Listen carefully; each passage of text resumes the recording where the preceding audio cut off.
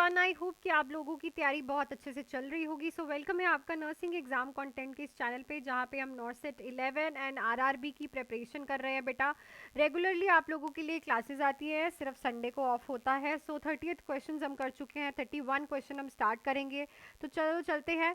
पहला ही क्वेश्चन है, what question should the nurse ask the client who present for MRI test. तो ये मैंने आपको प्रीवियस अपनी क्लास में पूछा था क्वेश्चन कि एमआरआई अगर पेशेंट की हो रही है तो इसमें से कौन सा आंसर जो है और क्वेश्चन जो है नर्स पेशेंट को पूछेगी। Are you allergic to iodine और shellfish? When did you last eat and drink anything? Do you have any metal in your body? Did you take the laxative prep? तो यहाँ पे अगर MRI के लिए आप किसी भी पेशेंट को भेज रहे हो तो मेटल, पेस मेकर, कोई रॉड, कुछ भी ऐसा तो नहीं डला हुआ, इसके बारे में आपको क्वेश्चन पेशेंट से पुट करना होता है। सो यहाँ पे राइट ऑप्शन रहेगा आपका ऑप्शन नंबर 3। सो चलो नेक्स्ट क्वेश्चन पे चलते हैं। अ 66 years old woman is being evaluated for pernicious anemia। B12 की डेफिशिएंसी जब होती है तो pernicious anemia होता है। 66 years old woman को आप ये पूछ रहे हो, which assessment finding would most apt to be present in a client with pernicious anemia। pernicious anemia वाले क्लाइंट में कौन सी यहाँ पे असेसमेंट फाइंडिंग आपको देखने को मिलेगी? easy bruising, pain in the leg, fine red rash on the extremities या प्लूराइटिस। तो राइट ऑप्शन यहाँ पे क्या रहेगा? पेन इन द लेग्स, क्योंकि जो B12 होता है ना वो वेसल्स के लिए वेरी इंपॉर्टेंट, ठीक है।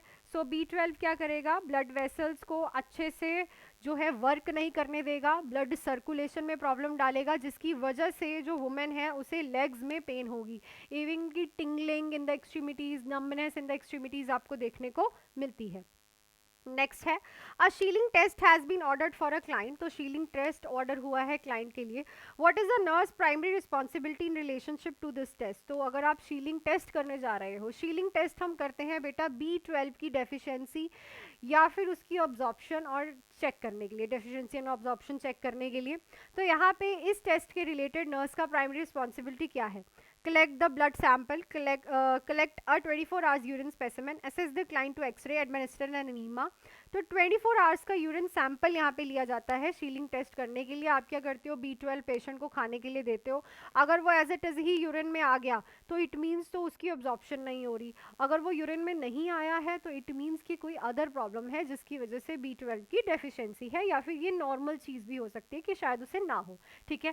So this is the Schilling test. तो right option will be option number 2। Next पे चलते हैं बेटा। A throat culture is positive for streptococcus. Streptococcus के लिए थ्रॉट कल्चर पॉजिटिव आया है। An antibiotic is prescribe, antibiotic prescribe हुई है पेशेंट को। Which question is essential for the nurse to ask the client before administrating this medication? तो अगर ये एडमिनिस्टर करने जा रहे हो मेडिकेशन आप एंटीबायोटिक इसके लिए, तो आप क्या क्वेश्चन पूछोगे क्लाइंट से? Has a client ever had an adverse reaction to sulfa drugs? Is a client currently taking vitamins? Does the client drink alcoholic beverages? Is the client allergic to penicillin? तो यहाँ पे mostly Streptococcus infection के लिए आप penicillin देते हो।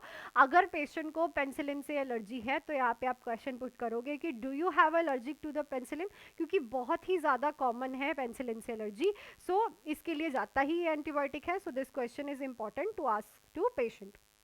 Next है, the nurse is caring for an adult who had a kidney transplant. जिसका किडनी ट्रांसप्लांट हुआ है एक अडल्ट का, उसकी आप केयर कर रहे हो। He is taking maintenance dose of cyclosporine and prednisolone. तो साइक्लोस्पोरिन एंड प्रेडनिसोलोन चल रही है भाई, चलती हैं इम्यून सिस्टम को सुप्रेस करने के लिए, इम्यूनोसुप्रेसिव ड्रग्स आपको देनी होती हैं।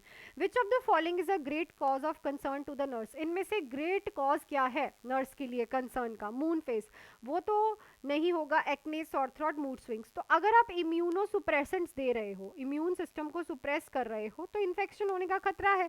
और अगर पेशेंट को सॉर थ्रॉट हो रहा है, this is a sign of infection कि पेशेंट को यहाँ पे आप इन्फेक्शन हो रहा है, ऊपर से आपने इम्यूनोसुप्रेसेंट्स भी दे रखे हैं, इम्यूनिटी है नहीं। सो this is the concern. Next question पे चलते हैं। उससे पहले बेटा आप लोग जरूर जुड़िएगा नॉर्सेट 11 का क्रैश कोर्स, जो कि ओनली 999 में आप ज्वाइन कर सकते हो। प्ले स्टोर से nursing exam content Mohali app download करके या फिर इस नंबर पे कॉल मैसेज करके। नॉर्सेट का एग्जाम पास है, इसमें आपको फुल थ्योरी मिल जाएगी, एमसीक्यूज टेस्ट सीरीज, मतलब आपको प्लेट मिलेगी सजी हुई, बस आपको तैयारी करनी है खुद से दिन रात, ठीक है। लाइव क्लासेस होती है, रिकॉर्डिंग भी मिलती है। और मंजिल बैच हमारा नॉर्सेट 12 और आरआरबी के लिए स्टार्ट हो चुका है, जो आप इस नंबर पे कॉल मैसेज करके ज्वाइन कर सकते हो।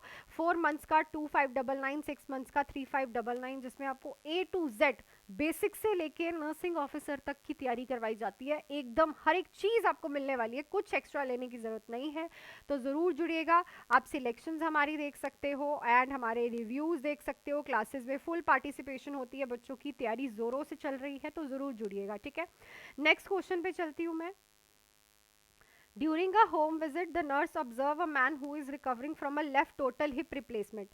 Left total hip replacement हुई है, आप उस मैन को रिकवर कर रहा है, उसको ऑब्जर्व कर रहे हो. Which observation indicate the client understand his care? तो इनमें से क्या चीज़ बताएगी कि क्लाइंट को अपनी केयर के बारे में समझ आ गया है. He is sitting in a soft, overstuffed easy chair. He bends over the pat his cat. He crosses his legs when sitting. He holds the can his right hand when walking. तो right है यहाँ पे, जब आप उसको can पकड़े, पता है ना आपको, दादी की छड़ी भी जिसे आप बोलते हो, कुछ इस तरह से दिखता है बेटा। लेफ्ट साइड की हुई है तो कैन जो है वीकर साइड को सपोर्ट करता है, तो हम हमेशा स्ट्रॉन्गर साइड पे पकड़ते हैं। अगर लेफ्ट की हुई है तो राइट साइड पे आप पकड़ोगे, लेफ्ट पैर आपका आगे जाएगा और कैन आगे जाएगा, ठीक है। So the right option will be 4, बाकी गलत है। Nurse is caring for a client who had a total thyroidectomy, total thyroidectomy हुई है। What should the nurse plan to observe the client for immediate after his return from nursing care unit? जब वो nursing care unit से आ रहा है तो इनमें से आप क्या चीज़ प्लान करोगे और कंसर्न, इमीडिएटली कंसर्न करोगे? Hoarseness, sign of hypercalcaemia, loss of reflexes, mental confusion. तो यहाँ पे आपको लेरेंजियल नर्व डैमेज होने का खतरा होता है, जिससे आवाज़ आती है बेटा, ठीक है। अगर वो डैमेज हो जाएगी तो पेशेंट को आप पूछते हो व्हाट इज योर नेम, ठीक है। सो अगर वो इजीली बोल पा रहा है मतलब उसकी लेरेंजियल नर्व ठीक है, तो हॉर्सनेस के लिए आप यहाँ पे देखोगे पेशेंट को। नेक्स्ट है the nurse is caring for a women who has a diabetic neuropathy. Diabetes की वजह से नर्व्स डैमेज हो रही हैं, आप उसकी केयर कर रहे हो। Nurse know that the client need more instructions when the client make which statement? ऐसी कौन सी स्टेटमेंट क्लाइंट बोलेगा जिससे आपको लगेगा कि क्लाइंट को इंस्ट्रक्शंस की जरूरत है? I use a hot water bottle in my feet hurt.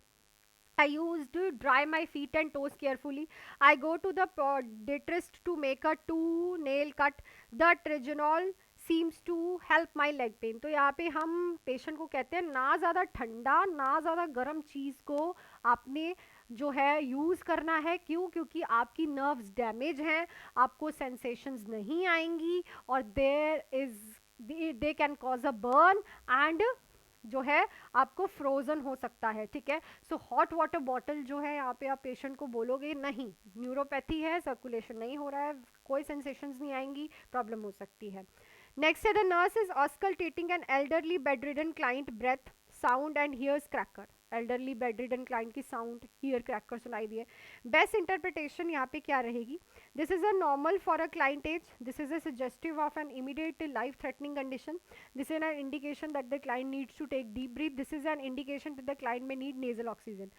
So आपको ब्रेथ साउंड में क्रैकल सुनाई दे रहे हैं, दिस मीन्स कि एल्वेलाइज प्रॉपरली जो है वो खुल नहीं रही हैं, तो यहाँ पे आप पेशेंट को डीप ब्रीदिंग कराते हो। क्योंकि देखो एल्डरली बेड रिडन क्लाइंट है ना, वॉकिंग नहीं करेगा तो सांस अच्छे से लेगा ही नहीं, सोए हुए इंसान को सांस लेने अच्छे से थोड़ी होती है। जब आप आपकी एल्वेलाइज तब खुलती है जब अच्छे से सांस लेते हो, खुल के डीप ब्रीदिंग करते हो, है ना। तो यहाँ पे पेशेंट को डीप ब्रीदिंग कराने की ज़रूरत है, तो राइट ऑप्शन क्या रहेगा? ऑप्शन नंबर 3, ठीक है। नेक्स्ट क्वेश्चन पे हम चलते हैं। The nurse is providing home care to the elderly women, elderly women को होम केयर दे रहे हो। सेरिब्रोवास्कुलर एक्सीडेंट हुआ है कुछ हफ्तों पहले, all of the following need to be done, इनमें ये सारी चीज़ें होनी चाहिए। Nurse plan to do first, इनमें से सबसे पहले वो क्या करेगी? तो यहाँ पे जो राइट ऑप्शन रहेगा आप मुझे कमेंट सेक्शन में लिख के बताओगे।